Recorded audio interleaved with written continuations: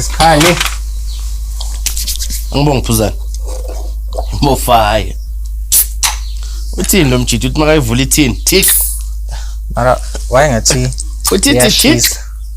Ngathi yashisa nje. Solisa. Mhlambe webo uthi hit. Ngeke kwenzeke. Izwile moyivula ethi tick. Usikhokho uyashisa. Akusho mina kusho umnikazi wayo. Uthi makayivula ethi tick. Ngangaki? Thenga 12. Thenget azakhala mos. Athi promote. Azakhala. It is calling. It's biblical. Ziyatete. Sanibonani. Dumelanga busheni molweni lotshani. Inda. Engababambanga ngiyaxolisa. Usiphiwe Maduma lo, mongameli wethu ufuza nomjolo. Episode number 3 we Jinda the podcast. Phethi co-host yami lana eccentricality. Uthokoza Nsoko. Yeah.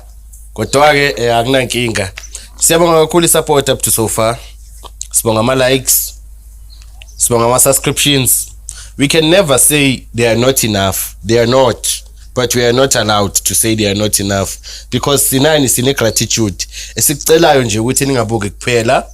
Continue to subscribe so that we can bring you the content which you want. Silete kunina bukhoma unfiltered. Jinda nje so. Si impartial. Kodwa ke angathathi yonke platform. Let me hand it over to eccentricality anibambe naye. Maduma njalo nangithi akube uye ucala ishow. Bese wenza kakhulu. Bese ufuna ukuthatha sonke ispace, uthathe sonke isikhathi. Ufuna uthatha neplatform yonke. Ngakho manje almost 2 minutes wonke uzintroduce. Singalwi. Hayi. Okay, njengoba sekashilo ke. Soko centricality yeah akusekho kunye ngizokusho ngoba sekakushilo konke. Kahle. Ngamanye amagama uchaza ukuthi I did the introduction on your behalf. Danko, on my behalf. Amela ungitshele la mfethu. Do you believe in love at first sight? Love at first sight wasemafilmini, yeah. I believe akuyi. Yeah. But in real life, sikhathini samanje hayi. Sekuyigama nje. Shoot into, it's just a term but it does not apply. Singasho ukuthi sekuyi fantasy manje. Understood? Kwakuyi fact lo kyangenkathi sabo mamethu. Manje utrue love unama TNCs phakathi. But njengoba uthi it was a fact back in the days, ne? Don't you think ukuthi back in the days it was not a fact nakhona? It was just a matter ukuthi awukwazi ukulala nomuntu ongashadanga or ungalobolile. Ne? Because if you really think about it, manje yakhona ukuhlangana nomuntu same day, akuphi impahla same day. But back in the days bengengize yenzeke leyo nto. In order for you to be intimate nomuntu wesifazane bekufanele eqala ulobole ushadi kanti uzolala naye. So that is why abantu abaningi they believed ukuthi le concept ya love at first sight used to apply back then. When I think it did not, because if it applied bengeke uzumthole umkhulu namakhosikazi awu6. You understand? But because wawu6 lamakhosikazi ubewahalela, but there was no way to get to the cookie ngaphandle kokuthi ashade kuqala. Yingakho awashade wonke wawu6 kodwa wawu6 awamnelisi ngoba ubewahalela. So ngasho ukuthi lokho bekuyi true love. It wasn't true love. I still feel ukuthi ubehalela but beyanganandlela yokufaka isandla inside the cookie jar ngaphandle ukuthi iDori had to be there. So in a sense singasho ukuthi true love akaze exist. I don't want to say that because ukhona ugogo nomkhulu abakaze bathandana nabanye abantu. So lo bagcina ukuthandana bo2. Yebo azangalali naye angakashadi. But walinda walobola washada bahlala bo2 bakhumuza baba nengane lekhehla likaze lithatha omunye umuntu wesifazane. So true love does exist. In a sense. Yes. You understand? Yeah. In a sense. Melu specify. It is why you must specific because ngiyakwazi ukuthi I don't know which ngithini but uyabukisisa and uyalalela. So I have to be very careful ukuthi ngithini kwena. Yingakho ngithi in a sense. Yeah, in a sense. Because njengoba ngisho ukuthi isikhathini samanje kunama T's and C's. Definition of love it varies from abantu. Depending which environment okhule kuyo, background yakho injani. It varies. Umunye umuntu true love wakhe ukubona uphuza imo5 udinga energy uvuka ngana energy ekseni the matter fact ukuthi uphethe imo5 sekuyi love at first sight leyo because unalento ayidingayo ngaleso sikhathi leso hazi ngithanda ukuthini uthi unalento ayidingayo ngaleso sikhathi leso yeah in a sense yazi izinto eziningi they all depend ekutheni at that particular time wena self ufunani yeah yingakho ngihlale ngisho mina ukuthi uthini kubani it does not matter but isource lelalelayo kuleso sikhathi leso umthola akuyiphi mentality do you get the point so no true love yiko ngisho ukuthi omunye umuntu feels ukuthi uthando imali umuphi imali to them uthando you understand omunye noma ungamuphi imali feels ukuthi uthando i physical touch funa umbambe you understand ube naye spend isikhathi you understand so in a sense kuyahluka ngiyayithanda yabona lo ishilo ukuthi it depends at that time yeah yabona lapho ngamlikhanda mfethu inqoma amakhanda ziyekwe vele yabona lapho ushaye khona but ke kulento engiceda kuyisho it applies to mostly abantu besifazane so if ungethiwa shintsha ama rules thiwe naku wena umjida ufuna ugeli ufuna yena true love I true love at first sight naku ugeli yini kuzabe kuyini le ku okay yabona let's speak about me back then you understand yeah you know I had physical aspects I went for you understand hence the term umongameli wethufuza you understand I used to like my women thick I cannot say I still do because so I used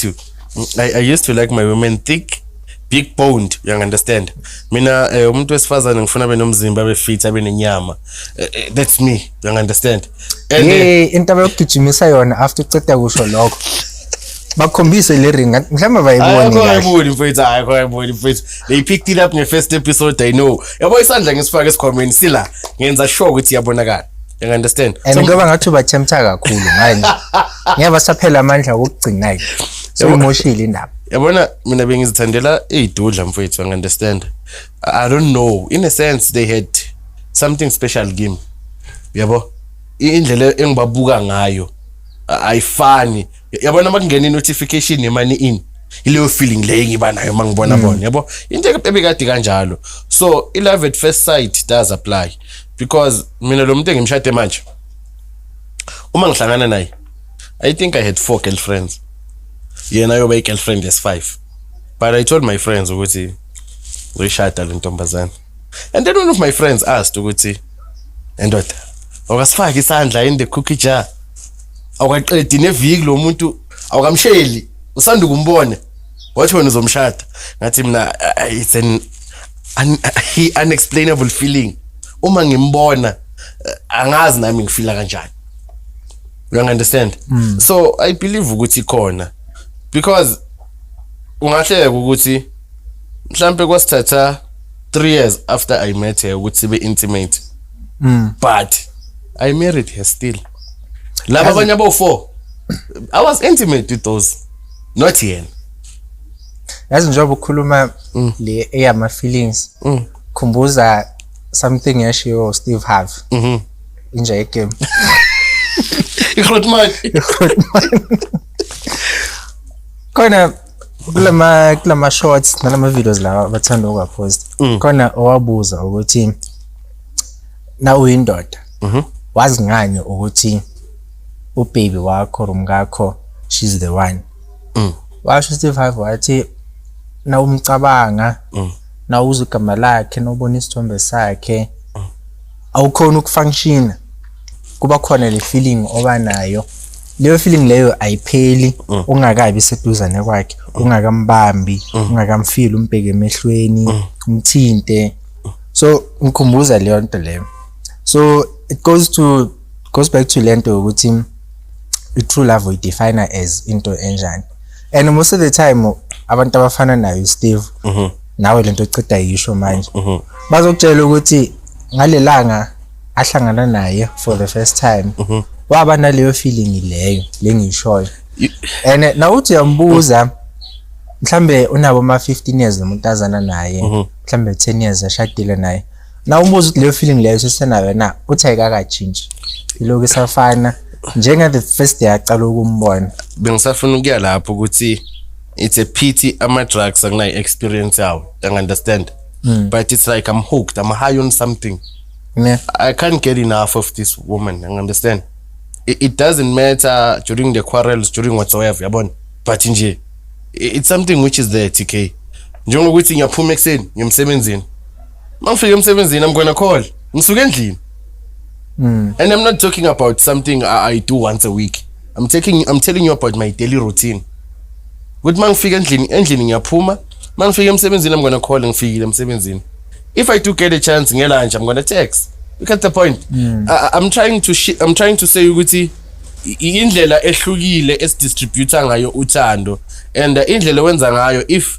iyamkeleka and ya appreciate you will never stop but if I am making these regular calls and kuyena ubona njengento eyisicefe yabo ukuthi ayiloka ngathi insecure yabo it's going to be a problem because it's my love language mina yabo ngifuna ukukhuluma naye manginaye ngifuna ukumbamba yabo it's just that it's something ekhono yabona so true love I do believe ukuthi khona I think into eyenza uthando libonakala ngathi alisekho it's the inability to provide certain things you understand typically asikhulume ngembalenhle ne embalenhle if awunayo imoto awusebenzi ne awusumuntu weswag ne awukho famous in a sense whether udumile nje angisho njalo it's very skeptical ukuthi ungabona ukuthi umuntu yakuthanda yini ngempela because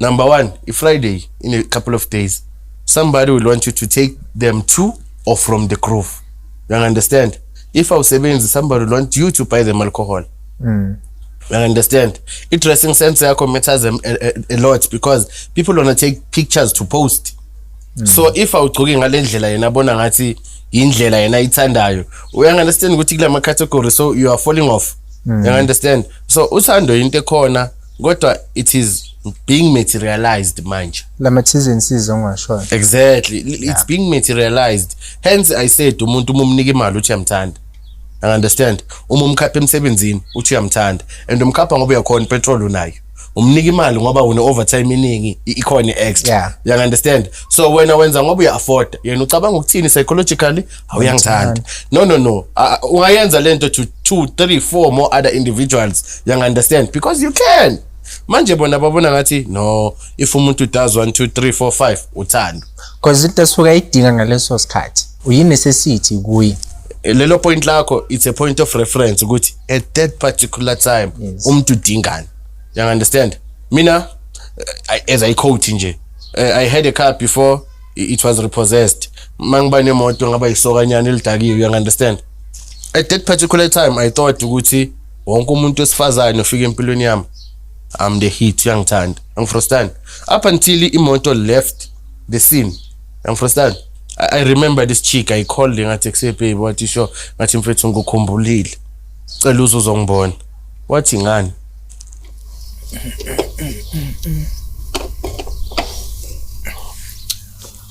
okay ningamangali ke sesitshintsha ama angle la emva kwethu nama group nama fans baloko basiphakamisela izandla bayasiphazamisa so decide ukuthi ngcono sitshintshe ama views sibaflathele njengoba sibaflathelile kuzovela bona kuzovela bona because bafuna ukuvela baloko basibuza ukuthi manje nisiveza nini nathi kwasha wacima so decide ukuthi ngcono sibaflathele bazovela bazophakamisa izandla nofuna uphakamisa izandla so sibe right sichubeke ngeshow Bo as you were saying about manje uthi ngithi mina umuntu ezazongibona athi kimi ngize ngizokubona ngithi mina athi ngani ngithi mina no ugibela itaxi athi mina ku public transport you must be kidding ngithi mina mawuye town uyangani athi na uyasho ngiyapi ngiye town angikwazi ukushibirika ngetaxi no man you understand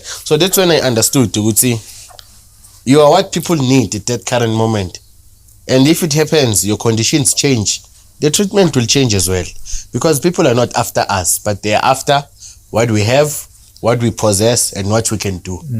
Meaning, if you possess the qualities, the aspects, or the things the that the person needs at the time, then it's true love. You are the ideal man. You're the ideal man. So asking or speaking of such, what's your ideal woman? Mina ideal woman yami ikaningi and it varies from time to time depending on izinto engisidingayo at that time.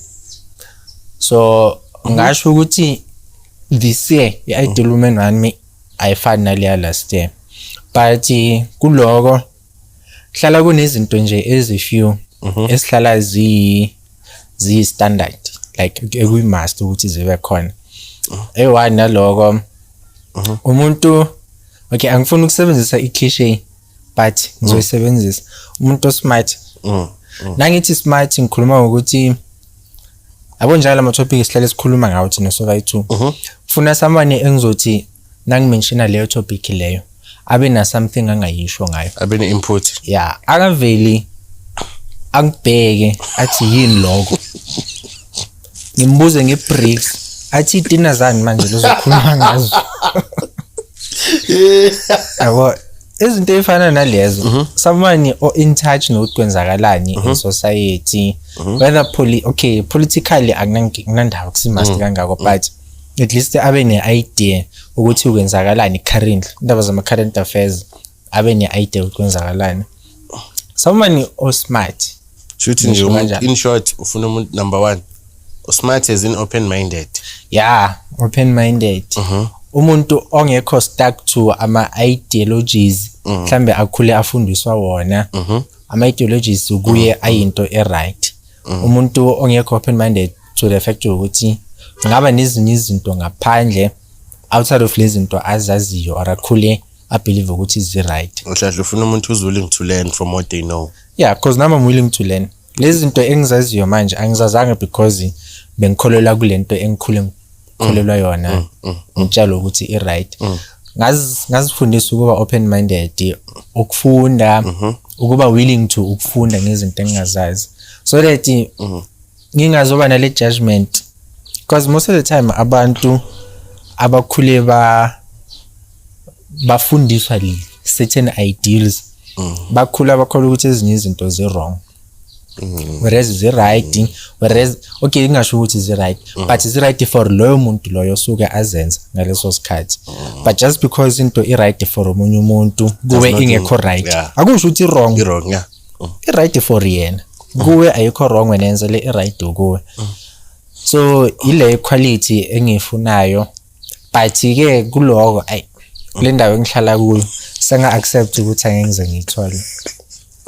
So sesifile sithathe lo ke sikutholayo ngaleso sikhathi because ene angazi mhlambe yimi onebite usually nangithola someone onjalo there's a certain level of ukuhlanya lo geli loyo kunento esuke ngekho right engcondweni kuyi no and it goes back to lama red flags esikhuluma ngawo last week.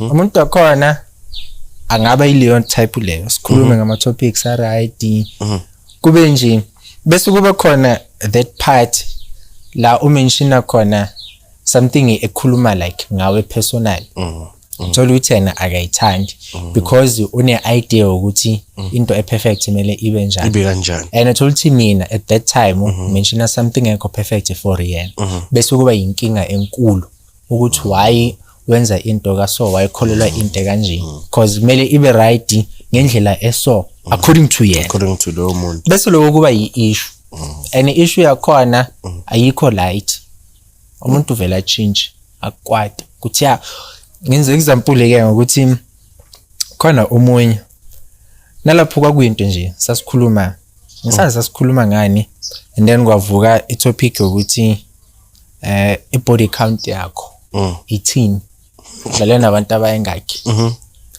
ngathi i-answer yami ngiyayikhumbula futhi ngathi it's not more than a handful azange specify ukuthi bayingakhi ngathi it's not more than a handful nakathi okay nangithi not more than a handful angibuza ukuthi usho kanjani isandla siwa no izandla eziyi2 ngathi mina izandla eziyi2 wakwata wathi also usho ukuthi body count yakho is 10 ngathi azange specify ukuthi bayingakhi ngithe not more than a handful it could be 1 it could be 4 it could be 5 could be 7 wakwatiswa so kwamele wangiforce futhi nalapho kwamele ngisho the exact number ngathi okay it's not more than 20 but not less than 10 wakwata kakhulu umuntu shake probability namshaya probability wakwata kakhulu umuntu wakhona and uzubona ukuthi abantu ba wrong mina zange ngibuza ibody count yakhe ngathi nangimphendule question leyo ngachubeka ngempilo azange ngize ngibuze wastaka to the fact ukuthi azange ngimtshele exact number yokuthi bayingakhi. But do you think, according to you, do you think on that part of your body count, do you think your body count really matters as to your experience, your sexual experience, or your social experience, or your relationship, or your experience relationship wise? Do you think it matters? Yeah, ngomuntu. Sometimes abantu abazazi bafunani. Sometimes bayazazi bafunani, but ukuzazi kwabo bafunani mele kube namathize insizwe wena oqualifyela wona oba nawo. Because ukhona umuntu othanda kakhulu isex. Ekuthandeni kwakhe isex ufuna someone one experience. An experience oyithola ngana body count. That's true. Umuntu onjalo over open minded.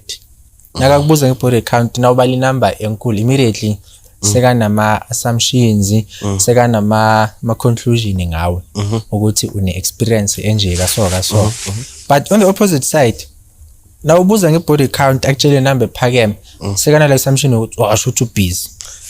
Okay, typically as a guy, ne? If you're a lady, ne? You're in your mid 20s, in body count yakhe ngale kwa 5. I'm not saying it's wrong, but now you are giving me another aspect to this relationship you are having. You understand? Because I believe ukuthi you rocking a boat, ne? If we are born ukuthi a boat yako has ama mistakes or it's starting to have ama leaks, you do not leave it offshore or throw it away, but you come back with the boat, you fix it. That's my belief. You understand? So if when every time escape sako siba nembobo ushiyo lwandle, how many boats will you have ashore? You understand? At the end of the day, you must remember one thing. Those boats you are leaving behind, they are all under your name, right? Yeah. So now you've got 15 boats whom according to you are not up to par. Ne? At the end of the day, are you telling me Guti, there'll never be a chance whereby you wanna recycle one of the boats you left, Asho? There will be. Abagzwang. You understand? So mininte ngisho ukuthi rewind animzwang. Yabo lento isho goes back to le part ukuba smart. Someone o smart uyibambile le ridle lobo uyisho manje. Lama metaphors oba ukhuluma manje. Omunye umuntu usazo rewind mhlambe kayi4 kayi5 to get the point. You understand? So into ngisho ukuthi angeke uhambe ulaxaza abantu just because according to you there's a missing personality or there's a missing characteristic. You understand? Yeah. Because number 1 abantu abafani. Number 2 abantu bahlukile vele, ne? So the more you expand the body count yakho, you understand? The more is confuse umqondo. Eksiyajani? Yabo isn't just kanjalo because the first 5 times maybe uyekelela umuntu because umjita akapush ngaleyo ndlela, ne? Okay, khona amajita futhi akekho umuntu ongapush, umuntu akapush according to wena, yabo? But bakhona amajita into zabo azikahlangani currently. You understand? Then when you are born ukuthi hayi azokuthini, should this is not my ideal person. uyabona so all in all if uqala relationship I believe ukuthi uma uphuma kuyo you must make sure ukuthi angeke uzubuyela yabo but ungaphumi ku relationship into zakho zibe nama loose ends uchubeke ukhuphula body count because at the end of the day you gonna rewind ithokozana yabona mina to your surprise it's a pity we are not live people were gonna attest ayike kusiyami ngingabuyelana nayo you understand not because mangihlukana nomuntu siyalwa but I believe ukuthi for the fact that sasihluleka ukubekezelelana ne sasihluleka ukukhula together njengoba impilo isichubekile sina 3 years singasabonani asisazani mina nawe we are not the same people we were 3 years ago so nathi wena yahlangana nizobe nifunani ngiyofuna ngiqale phasi ngikufunde kabusha because nalezi zinto bengizazi ngawe sezitshintshile you understand sasilo umuntu engamgcina ngagcina mina uthanda ikhala ered but you've expanded ulwazi lakho ne now so was ikhala violet because if violet ifana nama couches wakho wasekamereni you understand so mina which means I'm going to keep trying my past experience to this new you and I won't fit into the criteria you understand so yiko ngithi umuntu nazana nithatha isikhathi nifundana if you go separate ways let it be a point yokuthi vele nihlulene ungabi nalento yokuthi we will meet somewhere in the future lapho uzoqala past that's a new person you understand because mina mangingakubona inyanga yazi ukuthi mangibuya sohluke kakhulu Thokozana sekukhona izinto engingasazi understand ukuthi manje uthike lana yabo umuntu improver like you are saying ukuthi ufuna umuntu open minded you read books you attend ama seminars wenzani uyahluka njengomuntu we understand so the person you met 5 years ago and you meet again today ngeke azafana ngiyibona so le ndaba ye body count I was researching about it I don't know for what reason and then ngathola ukuthi this guy lo we playboy mention the cash Hugh has a body count of 2000 Hugh I understand TK it's all about fun and pleasure to him you understand but let's say Hugh was a female in a body count ka 2000 ne and at some point Hugh wants to get married socially the husband will suffer a lot you understand because maningi amapeni abhale kuliya ncwadi you understand which means uma asemall nalo sis we body count ka 2000 futhi lento ishoyo ke goes back to being open minded now open minded onalento yok accepta I situation for what it is ungafuni ukuimpose ama beliefs wakho leyo situation because nawazi ukuthi umuntu I body count njengoba singishilo ukuthi nawune body count une assumption ye sexual experience if leyo muntu lo ane body count engaka uyazi ukuthi nawe untombazana kufika lama connotations nama assumptions from abantu ukuthi shothi ubusy wenza lokho nalokho angeke ube nenkinga nalokho because open minded abantu nabakhuluma emall bathini uzoba proud ukuthi umuntu wami lo ipast yakhe sharp ipast yakhe but currently lo muntu lona ngimthandela for lento ayiyo and ipast yakhe lebeka nayo iyo lemenza lo muntu awuye manje and umthandela lokho so omunye umuntu ongekho open minded kuyohlala kwi red flag kuyohlala kuyinkinga lokho but in generally speaking my second car we golf one ne I got it from a dead owner it was still intact my bra because which means when I was the 4th owner 3 owners before me khuluma ngemoto 1978 you understand but it was still roadworthy comfortable alignment beyidingeka lapho suspension beyishota kancane yabona but then take the same car 20 drivers the same model same everything you understand so the more the drivers people drive in a different manner nendlela abaphatha ngayo imoto abantu abafana khona umuntu othenga Polo Vivo la 2023 January September manje but sengathi la 1982 you understand imagine imoto ya 1978 indlule abantu abafana nalomuntu abawu20 ukuthi izoba injani you understand so as much as we can be open minded but still umuntu ufuna afunda ukuziqoqa you understand because as much as people are promoting lento yokuthi akusafani nakudala ungekho happy move on. I understand. Nami ngiyakuvuma lokho yabo. Ukavoid abantu ukuthi bashayane or baze babulelane. If umuntu uyambona ukuthi accident oyifunayo, asikho isipanera sokukheneka umuntu.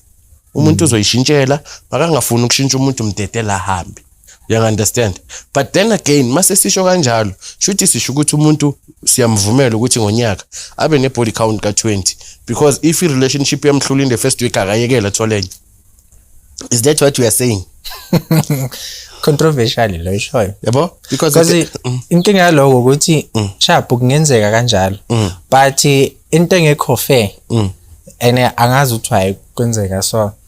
Na umtshita ngokwenza lokho kungabi inkinga. But nawe intombazana ihlezi ukuyinkinga. Ile into engishoyo ukuthi angikhona ukuthola ma stereotype. Stereotype. I understand because mina umuntu wesifazane with the same body count as ours. Ngingamdata for that time. But I wouldn't go into marrying that person because ngizoba nezinto eziningi engazi ukuthi uzoba ngicompare nalama ex wakhe u42. You understand? Experience Thokozani, it comes in handy at some point. But if you're obtaining experience, you go through so many phases. You understand? Which means ukuthola umuntu ozokunikeza lo chance olithola eRoyal. You understand? Or olenzeka kuma porn videos. You understand? Experience. You understand?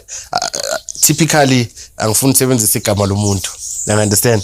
But typically nje ukuthola umuntu osebenza kuleya entertainment industry abe ne boyfriend uzothi ayibuza iboyfriend ikutshela ukuthi angikhalazi sengiyazi ukukhuluma ngobani yabo izokutshela iboyfriend ukuthi angikhalazi leya muntu right.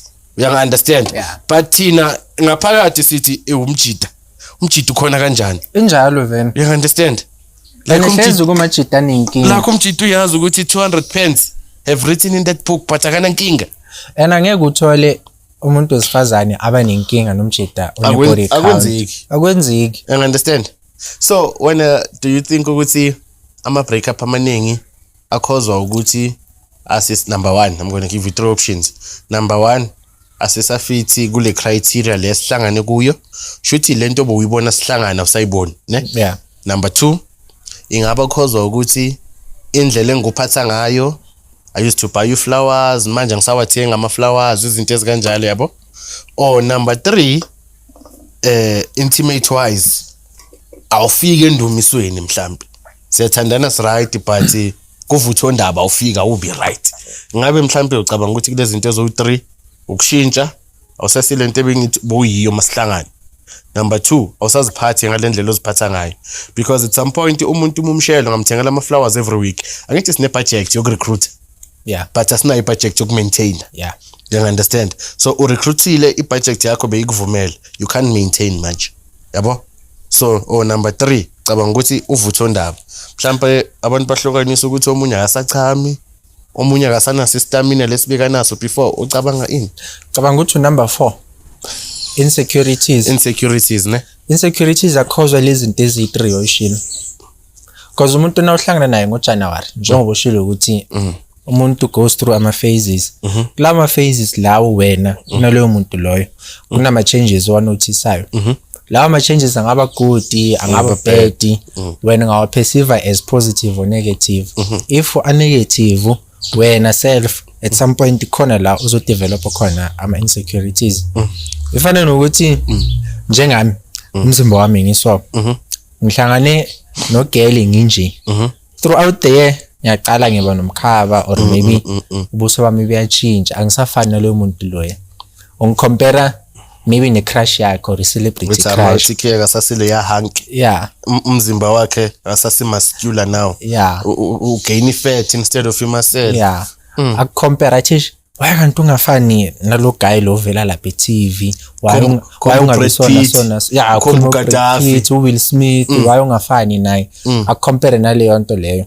So wena internally uqala ukubuilda lama insecurities. So uzibona ngathi awusekho good enough for yena awusafiti lama needs wakhe yonke lento le ebeka ayithanda ekuqaleni ufela ngathi awusafiti kuyo. So over time lezo zinto lezo ziya affect ukuthi relationship maintain kanjani even nayo performance because uzothi nani busy ube nalento konje uncompare nosibani immediately ingqondo yakho ayisekho lapho yeah brain shut down so asho ukuthi akushuthi kube bengu-Will Smith ngabe akathulanga kanje ngabe sesenza lokhu nalokho so iyakuyisa leyo nto leyo and it's not just amajita kuphela bogel nabo izinto oyishoyo kugel as umjita ziya create ama insecurities asicabanga ukuthi awekho wave which is why sometimes abanye bagcina mhlambe sebachitha bathola someone yabona nje izinto efana nalezo so I think mina number 4 ama insecurities ukhuluma ngama insecurities something is coming to mind mawuthi wena physical being yomuntu yashintsha ne ngiyacabanga ukuthi I don't know if kuke kwenzeka ukuthi umuntu wesifazana akubuza ukuthi do you think I'm fat? You understand? Yeah. I feel ukuthi usuka zibona ukuthi impahla mhlambe seziyambamba or uyazibona ukuthi uvela ama cellulites or manje ugain weight umkhaba izinto ezikanjalo yabo ufuna ukubona ukuthi are you still looking at her the same way you did 5 years ago? Yes. Ingako as much as kuyiqiniso ukuthi usho ukuthi ayivele you are fat, it's wrong. Yeah. You understand? Because last khuluma about your ideal partner, angithi sikhuluma ngomuntu ofuna ukuphila naye a lifetime, angithi. So as much as kuyiqiniso, you rather introduce ama diet or implement with let's attend the gym, sibe nama sessions, you understand? Angithi uzama ukuthi lento ayibonayo urivete lento ibisele emuva. Unikeze ne confidence. You don't just voice out nibukela iTV. Uthi eish awubuka ubani umini idlamini. Ewume kahle you understand? But yena mawumbuka uthi nawo lo mkhaba wakho. Self confidence yakhe yawo. Yamdropisa. You understand? And wenza ukuthi makahlangana nomunye umuntu athi yo mama ngathi ngacamela kulesisu sakho. Athi lo shuthi yangithanda. Yeah. Loya akasangithanda, you understand kanti akusinjalo. Yangibamba. So as much as we have to be as realistic as possible, but you must also be aware of lezi zinto esizisho kwabanye abantu. Ungasho into engekuze ukhona ukuyi-accepta now. Yeah. Yabona? Because maka ngakutshela ukuthi now you've been broke for the past 5 years kanti kwenzakalani? Now uzothi awungenza imizamo engaka. Kokumanje ngicela ukuthenga igoma la amasofa. Yabo? Kanti lo muntu acknowledge ukuthi ngiyazama. We are all trying. So in short, to prevent our insecurities, we must be grateful of every input omunye nomunye ayenzayo ku relationship. In that way, sharp feed baba sonke sojabula. Yabona? Yeah. And lento ishoyo ke le question ideal woman. Because baza kubuza kwesinye isikhathi ukuthi i-type yakho enjani. And answer yami kule question type. Nalabo sebafuna ukwazi mina angina type. I-type yami akusi something physical. So nabathi ufuna umuntu onefika, oyisidudle, mhlophe, akunayo i-type lapho. Umuntu nje ozoba smart nje osengishilo amongst other things.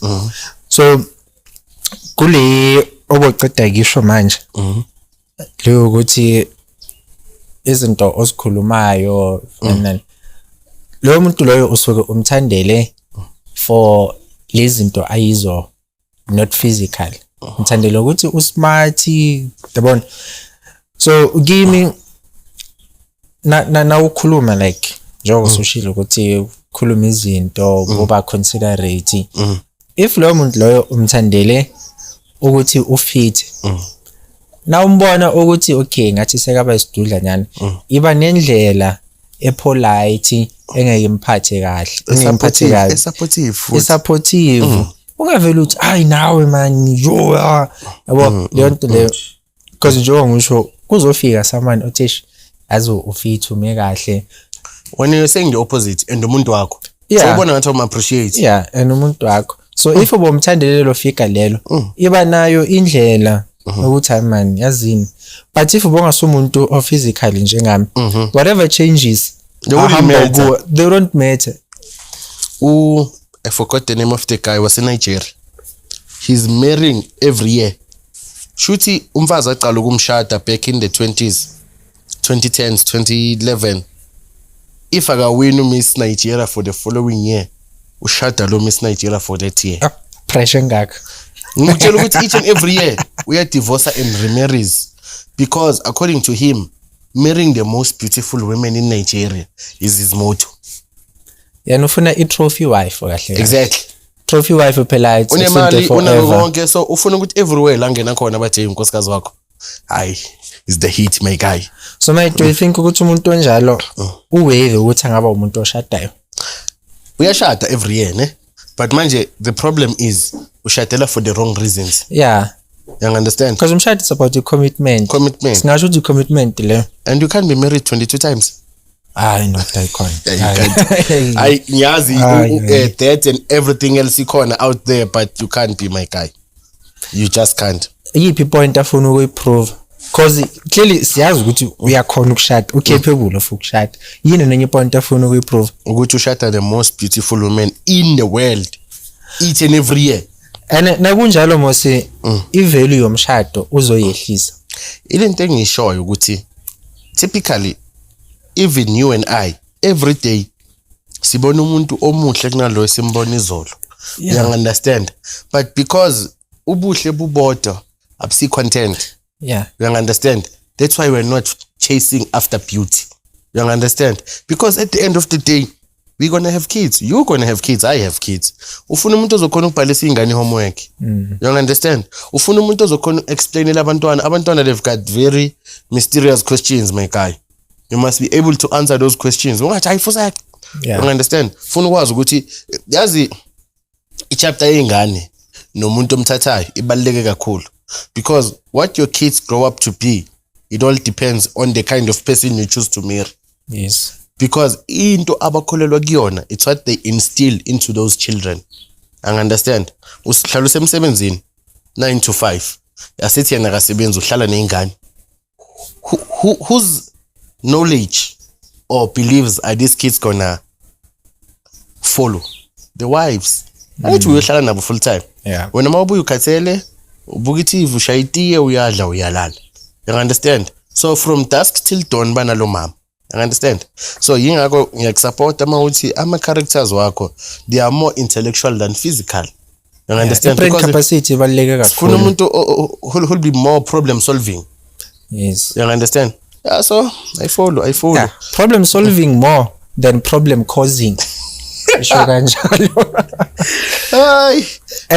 That's why mina ngicabanga ukuthi lento lena banokuyisho nje abantu abaningi ama social media ukuthi if kuna someone okuchazile because like kuvesa umuntu ukuchaza first ngo physical attributes like before ezinye izinto if ubone physically right nabo une interest beyond physically kuye akube compulsory ukumbuza ama question afana nokuthi uke wahlanya before go wathatha amaphilisi psychological mental tontoni mental health yakho ime kuphi iIQ yakho ikubani and kwesinye isikhathi doesn't have to utaza kuphendula ama question lawo i-reaction to lawo question lawo izophendula ama question wakho lambuza ngeIQ wakubuza ukuthi yini lo ke IQ immediately soyazi ukuthi hayi lani azidi umbuze nge-mental health yakhe i-reaction to leyo question leyo izophendula. Sihlukile, we out there for different things, but at the end of the day I just hope wonke umuntu uyayithola lento ayifunayo neayifisayo, because I think it would be totally unfair ukuthi ube ku situation whereby you wish ama conditions ngabe angenye indlela ofisa ngayo. Uyangibona? So in short nje whatever le umuntu ayifunayo, njengoba nawe ufuna umuntu open minded sengathi ungamthola, ufuna indoda enemali sengathi angayithola, ngithi into efunwa uyi. Ufuna indoda enganamntwana or intombazane enganamntwana kanjalo the same applies, because wonke umuntu une standard asibekile ngithi, because umuntu nomuntu usebenze kanzima ukuthi afike la khona. So uyabona ukuthi mangingathandana nomuntu so uzongibisela emuva. Uyabona? So kunjalo ke enenye i-attribute commendable more than amanye is someone who's willing to take risks for wena, who's willing to take bullets for wena. Nangathiwa naku manje uyafa mela bulale someone akhiphe inhliziyo yakhe ayifake kule yakho avela ambulale same time athi because ngiyakuthanda I'm willing to take those risks.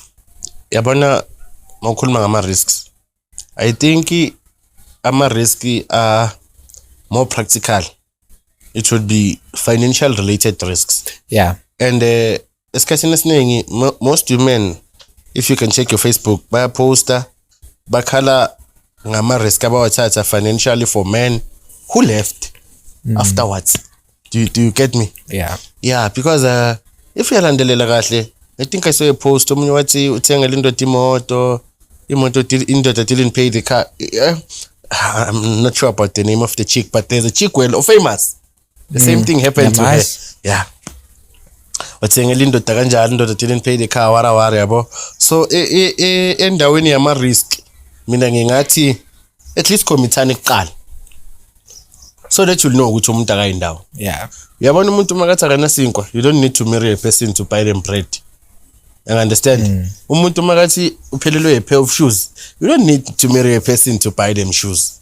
You understand? But taking 100k loan for you, we need to be in a form of, you understand? Ngathi ungasayini contract. Entitlement ukuthi I know for a fact ukuthi awuzukusuka la kimi lesikweletu ongaqeda ukusibhadala. Uyabona? So ngathi kungaba izinto ezinjalo, because ezinye izinto singazikhuluma generalize, but both men and women are suffering. You understand? Yabona icase yamapolisi ihlukile ngoba imoto besegameni lakho uvele wahoxisa into zakhe zabuya kuyena. And how about loan? Let's say bekathatha loan 500k loan for the chick. Bakhona.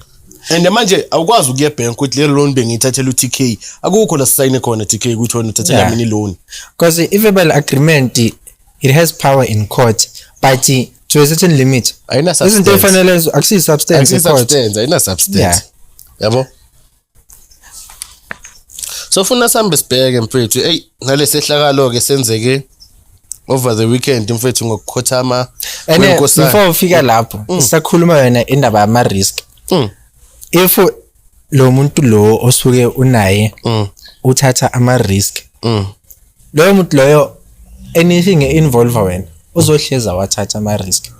Njalo gelo wamaphampasi besikhuluma ngaye last week, someone ofana naloyo ozothi yazweni because naku ke isimo sesenzakele mhlambe sowumshiyile kwenzakele because mina ispirit sami silo muntu othi whatever it takes ufuna ukwenza izinto zibe right.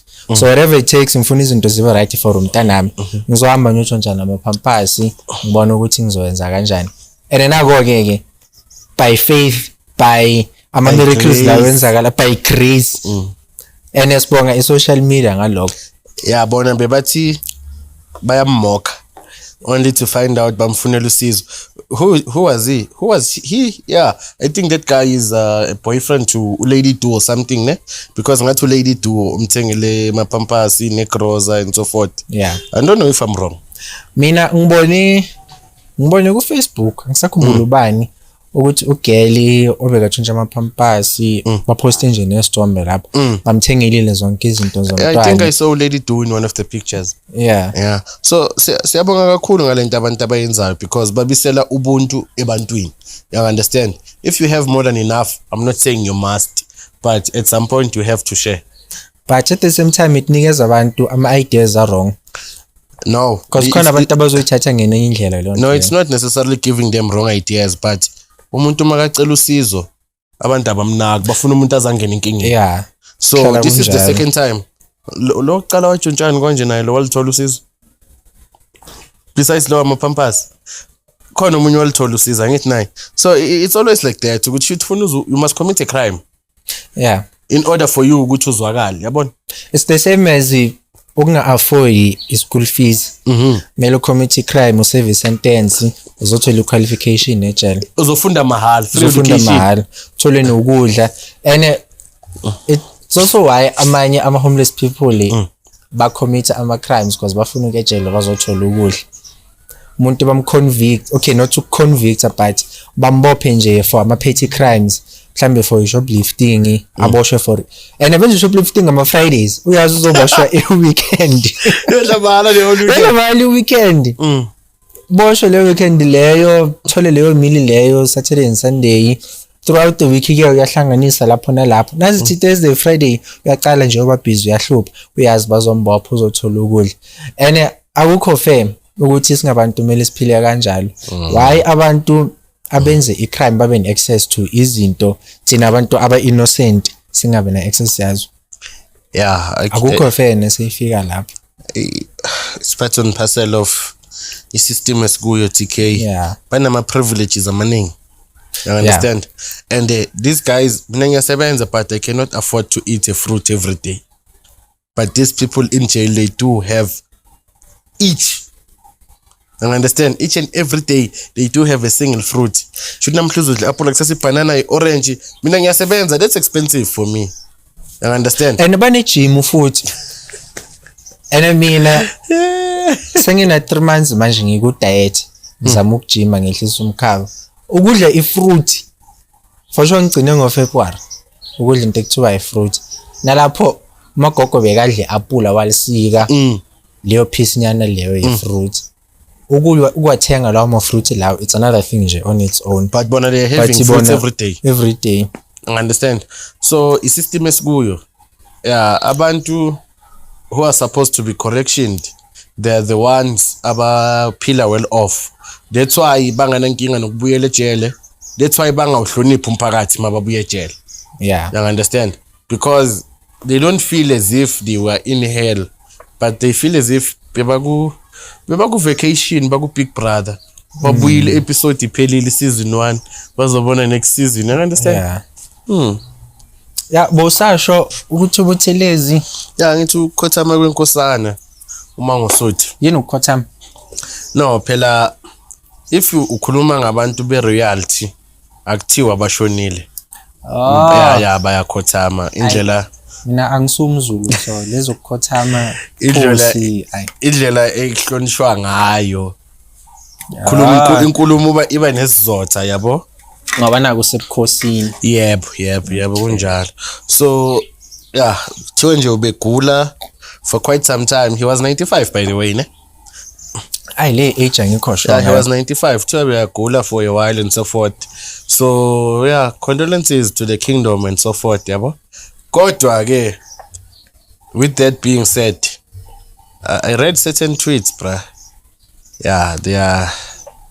those tweets are not interesting or actually I cannot say interesting but they are scary they are very scary and they are touching because they take me back to ama stories ebengweza kubantu abadala during the days of inkatha ne-ANC you understand because even my dad told me a story once ukuthi bebadlalela some club yaselokishini he named a couple of the guys abakhona now he names abo Liza who currently coaches Remember and so forth yabo wathi bebathathwe yiJomo Cosmos fanele bodlala eJozi uthi ama parents ala because amadoda men boys were dying eJozi you understand uthi the war between inkatha ne-ANC shattered many doors for so many individuals ebekufanele bayiJozi uthi because I'm speaking of ama newborns kids were recently born and so forth bebabulawa kuthi uzokhula be-comrade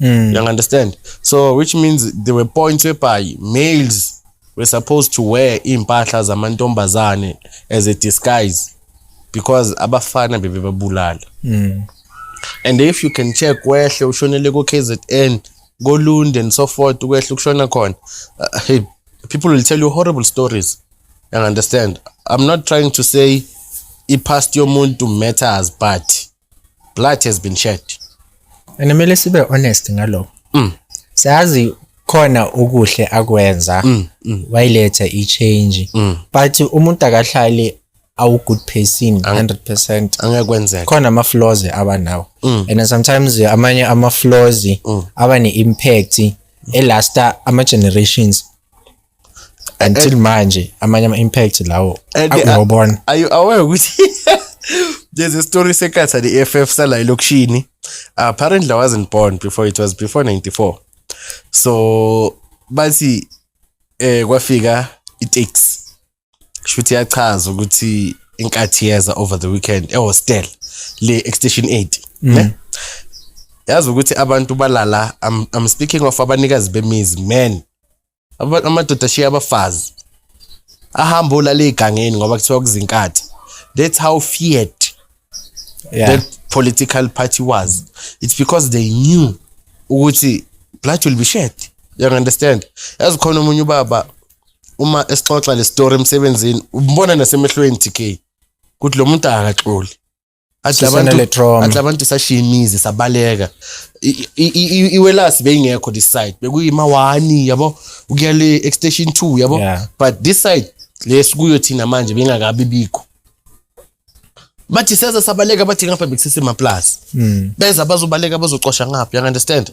So izo zonke izinto engizishoyo lezo ukuthi mawumuntu unamandla ngalezi zinto ezikhulumayo nangezinto zenzayo but ungacabanga ukuthi njengoba ukhuthuza abantu today ubulala abantu.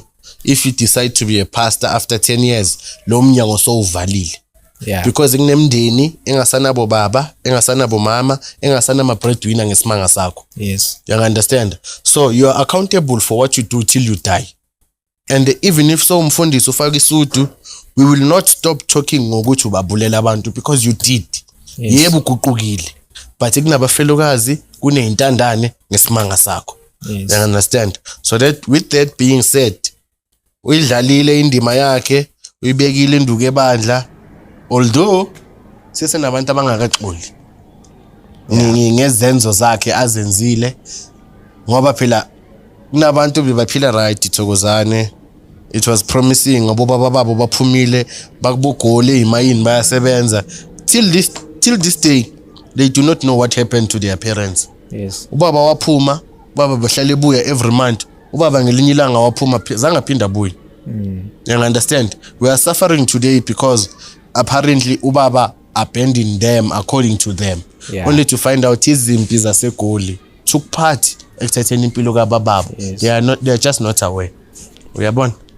So lento isho it's the same as singaselithi la eMzansi like abantu ama politician like overseas kulamanye ama country la bekunama wars khona njengabo Hitler. So umuntu bam idolize as a hero, as a legend, banga acknowledge ukuthi globe legend status bakhe damage ayenzile abantu ababulele abantu abaningi abashiyane trauma like njengayo Hitler.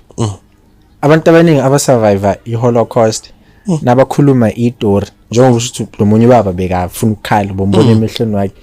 Nawulalela lezo story lezo umuntu uze ashake naka describe ama experiences wakhe ngaleso sikhathi lezo. And into efanele it goes to show impact ayenza and it damage le impact ayishiya. It's not only physical, psychological as well. Psychological. And if you follow up ama principle wa Hitler, he believed in enslaving umuntu more psychological more than physical. Yeah. Because I read his book. There's a paragraph whereby he says umuntu you don't physically assault him. Mvalele rumini and tell him every day you are stupid. You are stupid. Yeah. At the end of the month, mom keeper lapha uthi what are you? Uzokutshela straight that I am stupid. Yes. It's because you are instilling the program into his mind. You understand? It's the same psychology apartheid. So ngeke uhlukumeza abantu kuphela kanjalo or kuthulakale just because uyahlonishwa. Yebo uyahlonishwa but I damage uyenzile. Mele kube ne reason ukuthi why uhlonishwa. Le reason le mele I believe even from ukuba mncane kwakho mele ukhule ubelieve ukuthi umhlonipha for what you ngoba kwenzekaleni. If from birth until ukukhula kwakho ube umuntu omdala nalabo bazolandela emva kwakho from birth bazoba uzoinstilla almost genetically ukuthi lo muntu lo ngiyamhlonipha for these reasons and ama reasons abhedayo lawo angekho factual. As in but asiyeke because this is more political and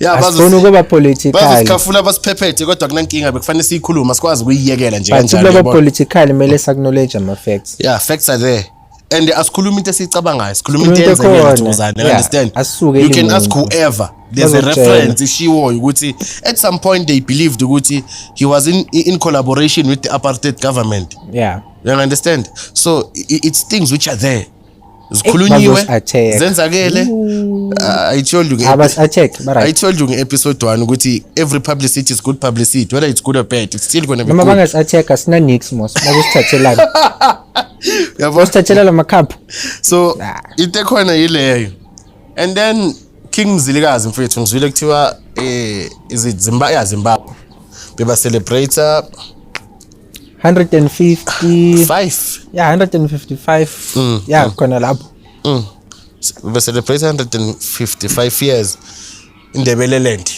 since King Mzilikazi ayiforma it was believed ukuthi it was formed by him even if you research kuthiwa njalo ukuthi King Mzilikazi who formed that nation that side so beba celebrate into kanjalo they were marching the streets wearing izulu attire abafaka imqhele emabheshu but mandebele but but you understand that because umzilikazi kaMashobane comes from KZN you understand and you know most angithi ilento abayishoya abantu mabathi mashangani it's not amashangani mashiyangani shoot abantu abafika bashiya abantwana bahamba phansi you understand kuhlukana kwegodika komthetho ukushona le kanjalo akusishaka le ilemba ngichaza yonke le yonto abantu already balibukele they have a perception ukuthi kwenzakalani yabo and then there was I cannot say a riot but seselapho kuleya Mzilikazi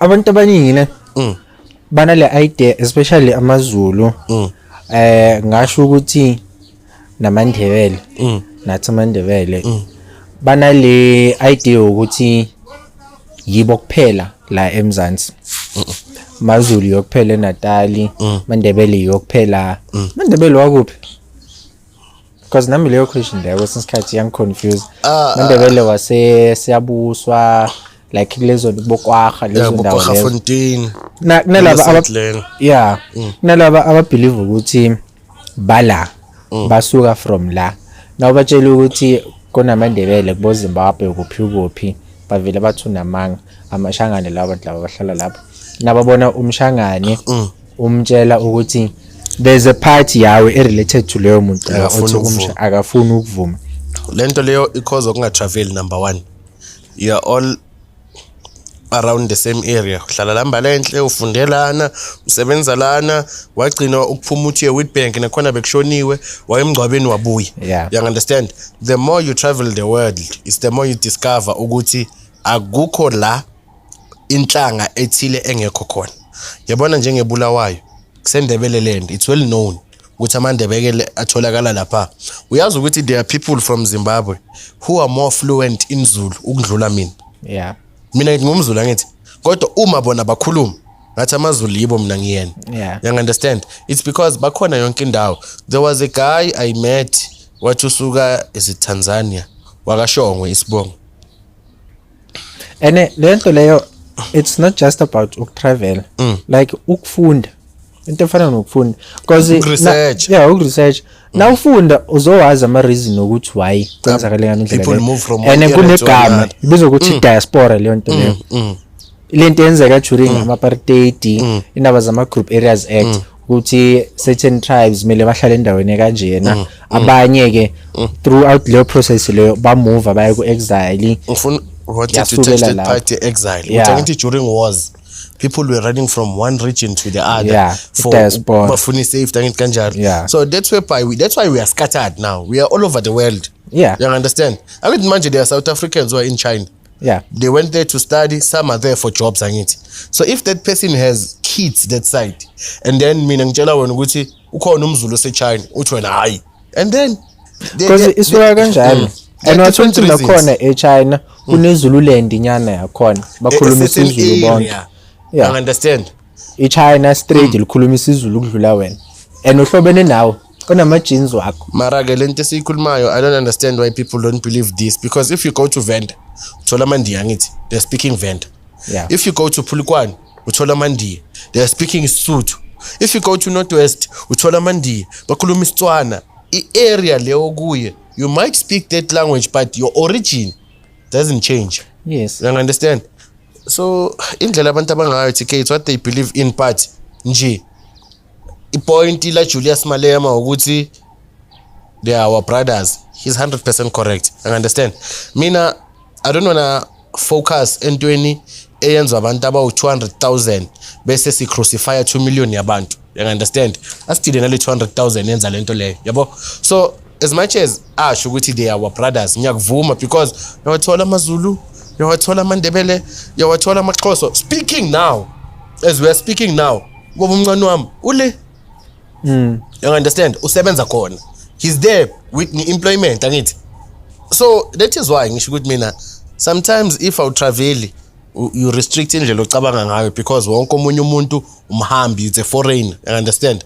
Naye manje njengoba seZimbabwe, abantu baseZimbabwe maybe they might be calling him a foreigner. You understand? But because akhona amaZulu namandebele akhuluma the same language he is speaking, they might not notice ukuthi akusiwa la. Yeah. You understand? So indlela esicabanga ngayo ufuna sibe broad. Speaking of khona ngale namandebele, ngibone kuthiwa amandebele aya striker njengoba kunama elections kanje. Yeah. Strikela izano PF no umnangangu. Usiphani lapho? Umnangangu angithi Brian is the one who removed Robert Mugabe in power. He was a general, army general, right? Yeah. So he formed an alliance ukuthi abakhiphe Robert Mugabe because he's old, usebenzisa dictatorship, ne? So he gave people hope ukuthi whatever that Robert Mugabe is doing, he's gonna do better than him, ne? As most politicians do, mosangithi. As ngihleka ukuthi ngicabanga ukuthi eyisuvula political party uMakhashula mara sikho lapho. Let's go back to umnangwangu. So umnangwangu maka remove Robert Mugabe, ne? Waba in power as the president of the country. He became worse than Mugabe himself. And every time ama votes abakhona lose ama votes, they revote Thokozani. Which is typical of our politicians. If he loses, he makes the whole nation revolt. And then yaba bhaxabula khambe kuyo revote manje ubuyelile for the second term, and njengoba ubuyelile manje ubuyele, people believe ukuthi he lost. So now they are striking or they were on a march because bafuna ukwenzani? Bafuna ukuopposa lento ayenzile ukuthi akasuke in power kawinanga lo muntu. Yabona? So akazenza umgabe part 2 manje. A problem TK ukuthi if we are Zimbabwe, many people were sent to assess the situation in Zimbabwe, ne? Including Thabo Mbeki. While he was president, he went to Zim to assess what's the situation. The problem, mabafika le, these people are politicians. They are feeding their own pockets. When they go, there are so many minerals there, more than 11 minerals that site. So umuntu makafika lapha bavele bamnike a piece of land, bamtshela ukuthi there's gold here, you can mine, you can do whatever you want to do. Umuntu makabuya la athi assess the situation in Zim, everything is up to par, everything is up to standard. The people are happy. How can the people be happy baqolela ukuthi abafe ba cross ama border without documents? Yeah. You understand? So bayile go assess again this year, yabuya feedback that people in Zimbabwe are happy. So umnangwangwa bathela isibhaxo kwa revotwa wawina. So now specifically iBulawayo indebele land, they are the ones who are fighting for all Zimbabweans manje, but we are tired of being oppressed. This thing of dictatorship must come to an end. You understand? So that's why they were trending. Bafuna ukusukisa umnangwangwa in power because he went back for the second term but forcefully. Yabo? Akekho umuntu omvotela ukuthi angene, ubuyele yena ngenkani. Dictatorship le. Yeah, but now ilento engishoyo ukuthi people are sent to assess ama situations. Babuye batha right. What's right? What's right? Yabona? So inkinga ile hey ukuthi and phela mabathumi assessor abathumi minister, assess president. You understand? Shuthi president mase ibuya isitshela lento esitshela yona lembibizana esitshela yona isuke vele seyifumbathisiwe brown envelope angithi. Yeah. Ibuya izokhuluma lento eyikhulumayo ukuthi no, Zimbabwe everything is up to standard, it's just social media, but when you go there in person everything is okay. Money has power. See nabo I've got Zimbabwean friends bra, they are complaining non-stop. They were hoping vele ukuthi izanu PF izophuma kuzongena the other political party, I forgot the name, because that guy he was a lawyer and so forth and so forth. He's a very educated guy, and the bat is a young guy, so they believe Uguti he can do better than the army general. Yabon. And the mistakes all the politicians are making Uguti when they get into power, instead of trying to make change, even small change, TK. Bavele bathatha abashana babo, their siblings, babafaka into positions kudliwa imali. Yes. You understand? They're enriching themselves and their families. But the entire country is still suffering.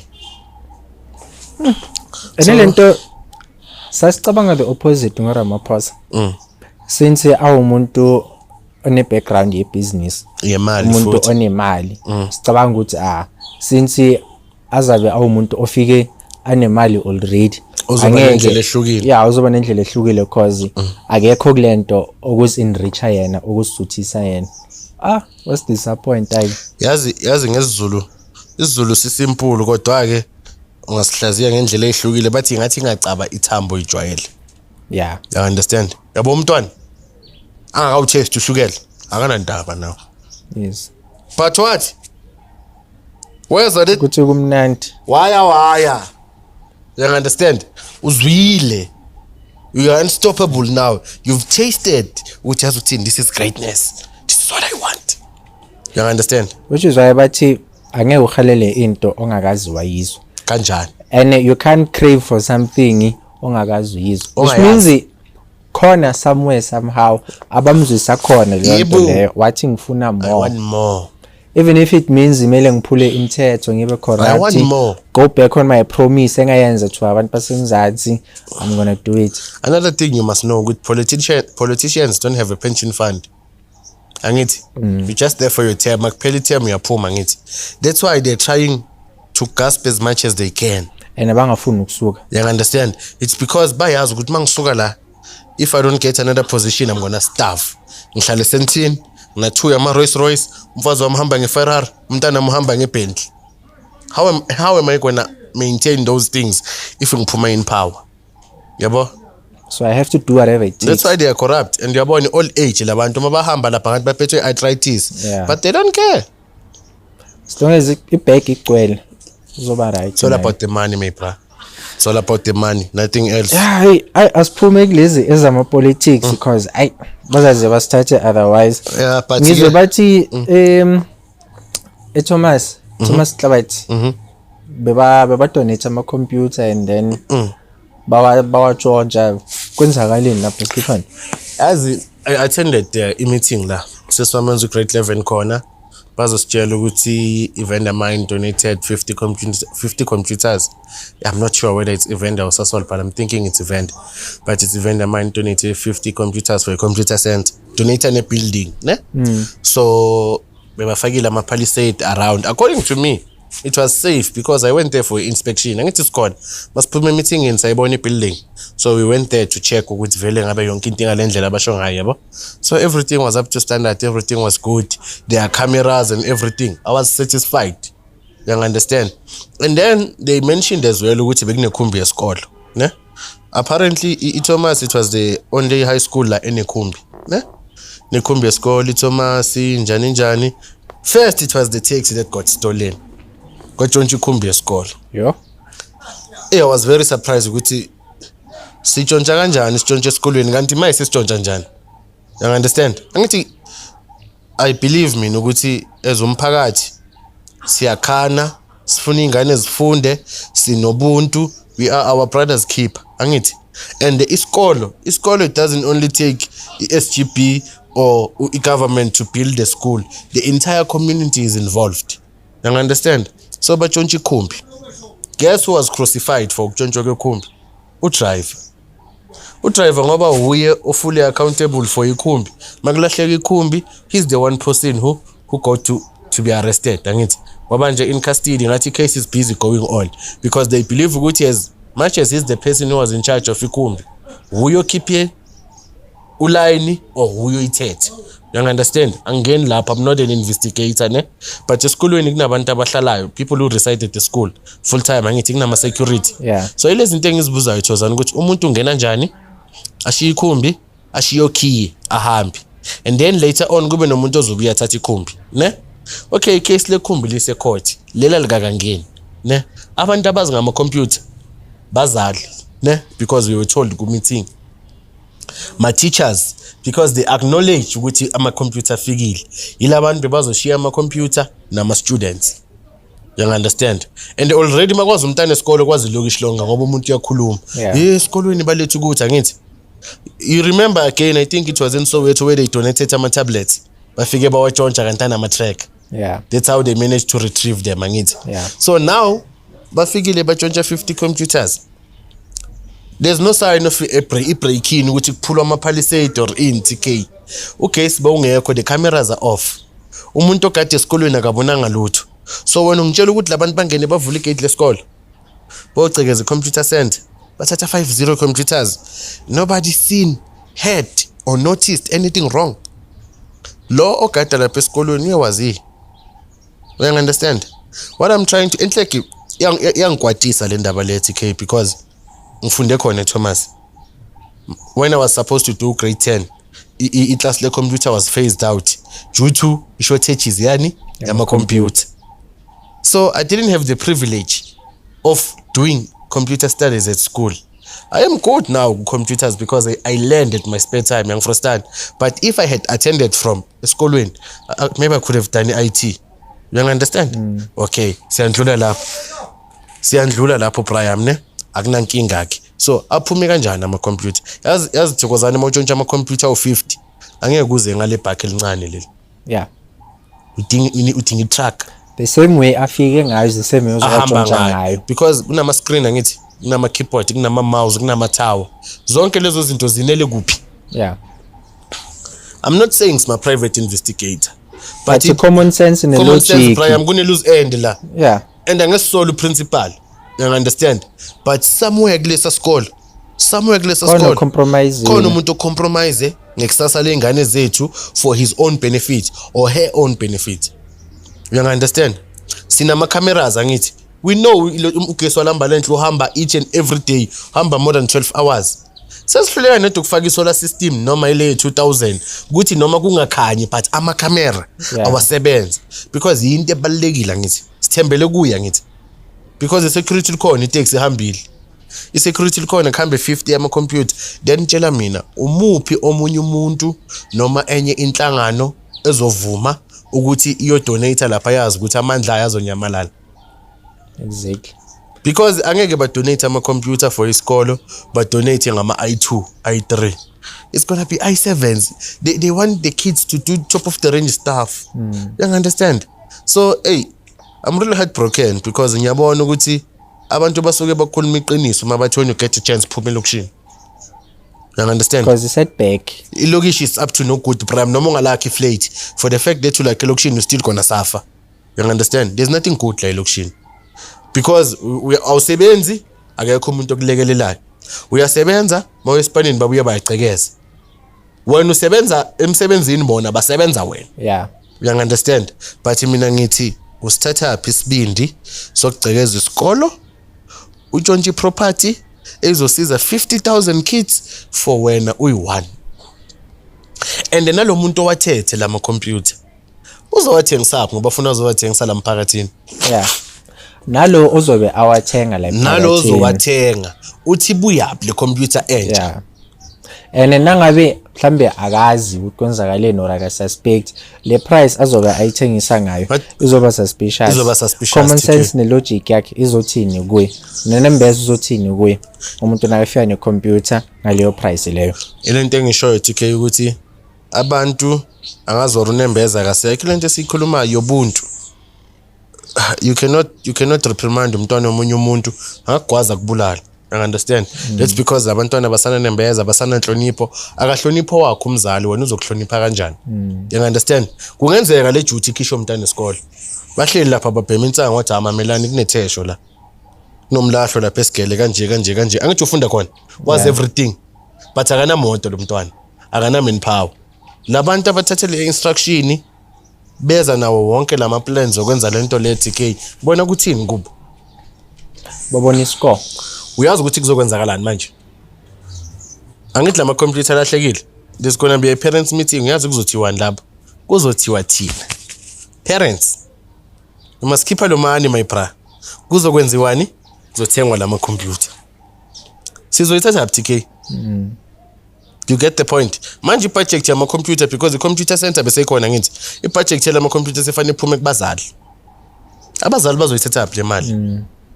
And abazali abanayo imali, but abazali bayamazi umuntu uthatha ama computer. Mara abazali abamvezi. Abazali abanayo imali, mara abazali bazwile ukuthi kunomuntu engathi uthengisa ama computer. Mara abazali bathulile. You understand? Ama students are not going to have the privilege of learning a computer, but bayezwa ukuthi khona omunye engathi uthengisa ama components wama computer, but bathulile my bra. So siyapi as a country under your own nose. Ene inkinga manje i-environment esukuyo. Because njengoba usho bazokwazi ukuthi usibani uthengisa ama computer. I-environment izoyenza leyo muntu ozwayo abe selfish. Asicabangele yena ukuthi kune computer elahlile. Ngidinga computer ithingothenga because ngiyayidinga or ngiyayifuna. But when you're gonna watch movies, you're gonna listen to music. Yeah. Lo muntu bekazoyisebenzisa was gonna do more critical stuff than the basics when uyithengela wona. Because wena uzabe uyifunela ukuthi ubukele leyo movie leyo, story ithombe zakho, izinto ezifile nje. Izinto ezi-educational bengeke uzenze because awazi nix. Awuyazi into ekuthiwa i-computer. Yeah, it's hard. Please I'm improving man TK because more times more than ever ikolo seyindawo zokudlalela. You understand? And I blame zonke lezi zinto ze social media. You understand? Because ngithi ngiyalandelela, you would find in most of the podcasts ba interviewer umuntu ohijackayo. There's nothing wrong, ne?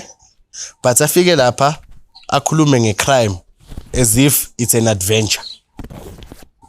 You understand? Come on, Timil.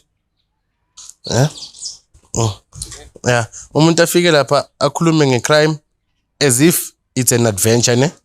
And then aphinde abe i-icon, i-ambassador ye-crime. Bambhuke ngapha nangapha azoxoxela abantu ngokuthi how he used to corrupt imphakathi, how he used to do this and do that. Kulesikhathi esikuso, I think as a nation we've had enough ngecrime because the statistics crime siyakhula kakhulu for ukuthi singapromote ama platforms apromote abantu abakhuluma ngokudisrupt umphakathi.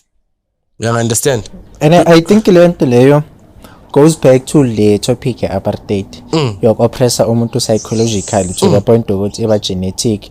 Nangabheka manje izinto ezitrendayo ma social media, izinto ezibhedayo zodwa.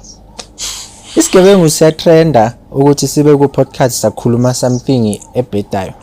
But wena umuntu ofika na something useful, productive, awutholi even 2 likes kulento eshilo. People are not after substance. You understand? Abantu want a quick fix. Bafuna the easier way out. You understand? Phela, to tell you the truth, N4 N12 they are not safe because bonke labantu abasuka kuBusowethu kuphinda abayitargetayo. You understand?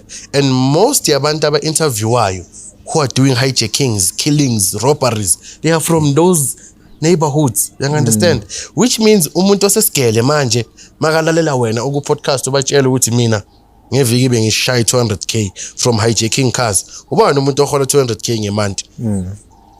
Even a year we don't make that much. You understand? So unikeza lo mfana quick fix yokuthi lento yokulalela utishera la masimba. Angihambe manje uthatha imoto zomlahlo le. You understand? Naleyo mentality leyo iboostwa elamalokishi esihlala kuwo. Because now ubheka manje i-graduate lilamba ukudlula umuntu ogcina ka grade 4 esikoleni. Umuntu ogcina grade 4 esikolweni unemenshini ufaka sonke isidwadla isiblind, hamba ngemoto eblind, akasokulinga to blow up imali, uthenga bucheri, uthenga utshalo obhurile. Wena ufundile or in the process of uqeda ukufunda unama student debts, uhlala khayikini and khona afford ukudla, you are barely making ends meet ngaloko nako. But kuzofika umuntu nje not even half elizinto wena sozachievile, but wenza more than 10 times imali wena onayo. So lokho kukodwa it fucks you up as umuntu because ukhula unalento ukuthi ukwenza izinto ezibhedayo sizokufikisa kule level ofuna ukufika kuyo. And most of the time nobheka isigebengu sihlupha iminyaka singenzeki nix. Wena mhlambe uvule account e1 utha yazini uzobabona bavele bakublacklist bakufonele bonise bazolanda ifinisher kakho. Nethi nje ngokwenza le mistake nyane e1 uvela ucompromise ngendlela eyiningi. So angeke uhlale ube kuleyo position le unganama options khona. Angeke uhlale ungacabangi ukuthi okay maybe icrime iyo iway out indlela engizokhona ukuthi ngibe right ngayo. And abantwana abaningi nabakhula manje bakhula baglorify icrime over education because environment abakuyo bakhula umuntu owenza icrime anazo zonke lezi zinto ezi right because ekhaya asina nix. But usibanibani ubhuti wakhe umalume wakhe uyisigebengu unako konke baphila fresh nge-service day ugcoka amagucci amaviyali ugcoka amaviyali ama-Jinda sefrijini. Wena ugcoka ibhokati owakhula inkulu ingaka bakustishela yona baloko bayithunga ugcoka lokho uyahlekwa. Uyafika umngane wakho or someone ofunda naye esikoleni uhlekisa ngawe ukuthi wena payiza ibheka ugcoke ini na uthi abheka khaya kibo igebengu bonke kuleyo muzi loyo benza zonke bathengisa insangu kuyabheda nje. So angeke uhlale ungafili le pressure ukuthi ufuna ukuba kuleyo level leyo. And the only way ukuba kuleyo level leyo ukuthi ube kuleyo level fast. Ukuba kuleyo level fast leyo kumele wenze ubugebengu. Yeah, but labantu bugebengu they are putting as it okay kunezinye izinto engizifisayo life in but angikhona ukuba nazo ngoba angeke ngizi afford but ngisaba the outcomes. If you drive imoto so ufuna uhlala uthukile because iyathathwa. You understand? If uzoba ne chain uzokhuthuzwa, if uzoba ne wash, you understand? Which means you must live in fear of the other person. Funa ngisabi neighbor, ngisaba umuntu engihlala naye in the community, within the midst of the community ngisabi. Because when as I believe ukuthi so i-choose nesikhathi esifanayo ngesiphumelele ngokufana ne i-problem ukuthi abantu bafuna quick fix thokozana. You understand? That's why umuntu yamthola uyasebenza ne aqoshela ukutshontsha isku drive babndaba isku driver 20 rand ne but manje uqoshela ukutshontsha isku driver not because akas afford but umuntu akaneli. You understand? At the end of the month makahola uthenga 48 yamabhiya uyakhohlwa ukuthi udinga isku drive. Awutshontsha isku drive. You understand? So lento abayenza Thomas Nhlabathi gini nonke ningazi Thomas Nhlabathi kusembalenhle it's a high school ekhona la eMbalenhle and iseduze ne police station high school but it's the most underrated high school abantu abayithathela phansi because njoba ngisho seziningi lezi zinto thokozana ezenzeka lapha and i-safety khona kuyafakwa ama-palisade iskirimiri angifrustani and it's always the safest places that are compromised. Ilento engishoyo ukuthi umuntu okhiphula yini ulapha kulesa sikole yazi lento esho ngicabangisa something like njengala location nobheka nje unokubona zonze example ngabo makhelwane bami makhelwane akunaphala side lokho kuthiwa igate igama nje lokuthi igate ifence lama gate la uthatha ifence uyakisa abantu laba bashiya iwashing edradini bashiya umshini ngaphandle bashiya mavascomo yini banganaki ngeke kwenzeke akuna gate akuna nix bashiya even nomnyango uvulekile ngeke kuze kuthiwa something elahlekile or kungeniwe kwenziweni mara wena ofake ephalaside ofaka ama camera mabhakla tshontshelwa njalo wena kunjalo noda why I don't know mhlawumbe ubangiswa kona lokuthi uzama ukuprevent phela prevention is better than cure so zama ukuprevent lento ukuthi yenzeke ingakho bakuhlasela kakhulu phela yazi Thomas ngizongukuthatha makune meeting it is safe mfethu I'm not talking about 1.5 meter wall I'm speaking of 2.5 or 3 meter high wall bangena kunjalo so that is why ngithi mina perpetrator is amongst everyone ukhona lapha esikolweni and kuzo zonke igolo ezikhona la elokushini Thomas yokuphela like wall, like actual wall. Yiso kuphela isikolo esinaleyo infrastructure leyo. Kodwa lezi ezinye ikolo phela side nje elifile abanye phela side neliwali the rest ifence mara ngeke uzwe kuthiwa kwenziwe icrime efana naleyo lento engisho why you understand ukuthi ufuna kulandelelwe kahle if it has to come a point ukuthi wonke uthisha afuna gaxa ipolygraph akube njalo nandaba you understand enze njalo because it can't be my guy calo ngekumbi ma computer what's next bazoguga wona nama class phela manje or bazowa demolish you understand into esele manje ukuthi bashisa isikolo phela you understand so into engishoyo ukuthi abantu abaphucuke basuke nje kulomqondo wencindezi ukuthi isikolo mangathi siperforma ngcono kunezinye izikolo abacekele phansi impahla yakho you understand asibambisane njengomphakathi sakhi kusasa elingcono for ourselves and our kids uPenel washo wathi yena he will never invest in black people. Yazi yangiphatha kabuhlungu lento leyo makayisho kule podcast. You understand? Because yangenza ngabukeka ngathi halo uthatha abantu kabi but now I understand. You understand? And yanake he's more than qualified ukuthi angasho njalo. Because of my experience why. Yilento engisho ukuthi ngabona ngathi halo umjidi uqhonsa abantu lo. Sinani lokushini but sengiya understand manje. Experience, personal experience, experience engiyibona kwabanye abantu. Ukatshontsha kanjani esikolweni? The brave reply am. Mentality uhambe uthengisa le dulas lakho ubuye ubatshela ukuthi angibona ngishaya iguchi nevial idulas la lapha esikolweni. What about those kids who are supposed to benefit from that thing? Bona bebazokhona ukuthi bafunde ba afford le dulas lakho. Mhlambe nawo abaphinde bazame futhi. I know it's a quick fix. Phela into eshisayo mfethu azimophethe into eshisayo. Awu check ne price. Ngithi sisezandleni zakho. Just uthole leyo high nyana leyo bese yaphela. As much as kubhlungu kwenzakele I won't say there's nothing we can do about it. Abantu mabangafunda ukubambana basebenzisana. Noma kungathiwa uvele police station bakhona abantu who are assigned ngalezo zinto lezo. Uyafika nje mobothi amaphoyisa wathembi cela i-station commander or ucela i-sector manager ufike emtshela uthi mamela la. Angifuni ukuvela emaphepheni, angifuni ukutestify. Ngibona into ekasoka. Go and investigate. You understand? Ahambe yena yohlola. Sebenza amaphoyisa ukuthi vele ba investigate but asibanikeza ama tip off. Singahlali nje. Yabona? But selection. Ngesizicede mfethu. Kodwa ngale kaloko aniyeke ukuviwa ningasubscribe bafethu please. Subscribe bafethu. Season deliver content right. Please subscribe. Niyabona moslines atsa ngithi. Niyabona subscribe ke. Subscribe ku podcast jindasopodcast. So hlezi sinilethela zona bukhoma, zishisa, zimnandi, zibhlungu, zicasula, zikwatisa, sizozikhuluma ngoba umsebenzi wethu lo. Nangibamba. Iweather bengavumi kodwa sifosile ke ukuyishoot podcast. Sithemba ukuthi ugeyisa ngeke usiphazamise ke. Friday, you know the story. Say drop. Nenze kanjani? Asingenza ama promise. Singenza ama promises ngekho sure ukuthi sowagcina mfethu sho kanje. Asingathi Friday, asithi nizobona ngathi. Siyishiye lapho. Kodwa ke siyabonga kakhulu isikhathi senu nayo yonke into. Continue to show us support. Nanga understand. Kodwa ke don't turn a blind eye umuntu makenza icrime.